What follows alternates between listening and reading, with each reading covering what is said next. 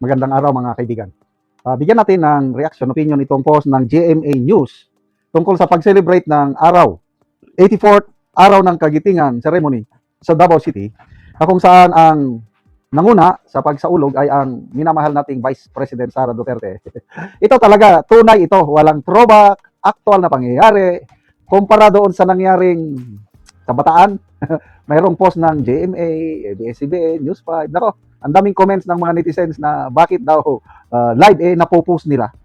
Meron bang ganung live? O ito, panoorin muna natin si VP Sara Duterte.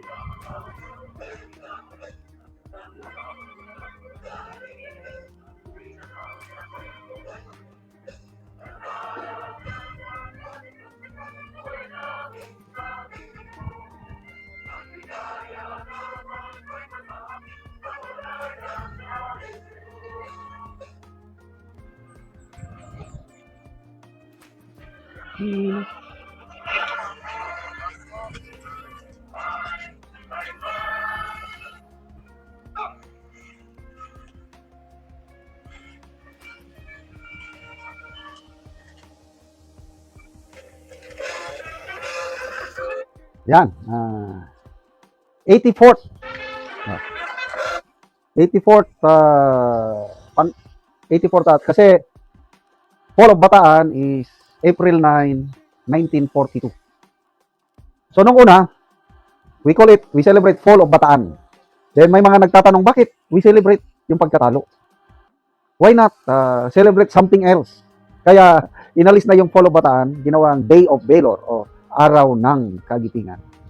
Actually, hindi talaga tayo natalo nung para bang sa labanan kasi sometimes you need to mag-atras ka para maka-gain ka ng momentum.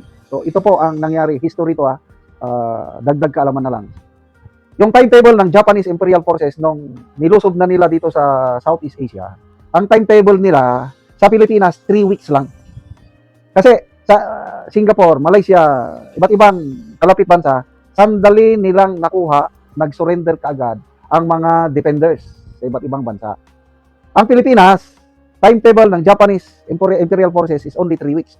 So, lumusob sila December 8. So, December 8, January, 3 weeks lang 3 weeks. So, December 8 to January 8, dapat tapos na. Kaya lang, lumalaban ang ating mga ninuno. So, January, hindi pa nila nakuha. February, wala pa rin. Hanggang napilitan ng Japanese Imperial Army, may nirelieve silang commander, pinalitan ng iba, tapos nagdagdag sila ng reinforcement galing sa iba't ibang bansa malapit sa atin. Kasi gusto na nilang makuha ang Pilipinas, kaya lang lumalaban pa rin ang ating mga ninuno. So, yung 3 weeks, naging 6 weeks, naging 9 weeks. So, na-delay yung timetable ng Japanese Imperial Forces dahil sa tapang ng ating mga ninuno. Napilitan lang silang nag-surrender dahil hindi tinupad ng Amerika yung promise na tulong. Yung bala, pagkain, weapons, and everything. Ay kung dumating lang, ay baka hindi tayo, walang Fall of Bataan in corridor. Kailang walang dumating. Kaya napilitan si General MacArthur, i-declare niya yung surrender. Kailang ano ang overall effect sa gera, ang kabayanihan ng ating mga ninuno. Okay, kung nakuha sana ng mabilisan, 3 weeks lang, by middle of January, bumagsak na ang ating pakikipaglaban. Ang next target na ng Japanese Imperial Forces, lulusobin na nila ang Australia, lulusobin na nila ang New Zealand para makuha na nila yung buong objective nila. Ang tawag nila doon is East Asia Economic Prosperity Sphere. Meron silang binilog na gano'n. Nakuha na nila lahat. Pilipinas, nagtagal sila kasi last remaining objective nila Australia and New Zealand. Kaya lang, dahil matitigas, matatapang ang mga Pilipino, tumagal ang gera dito. Instead na 3 weeks lang, umabot hanggang April 9, meron pang korehidor. Ang korehidor, May 6 na nag-surrender. Yung tagal, na delay ang labanan dito, nakapaghanda ang Allied Forces, nakapaghanda ang Amerika, nakapaghanda ang Australia, nakapaghanda ang New Zealand.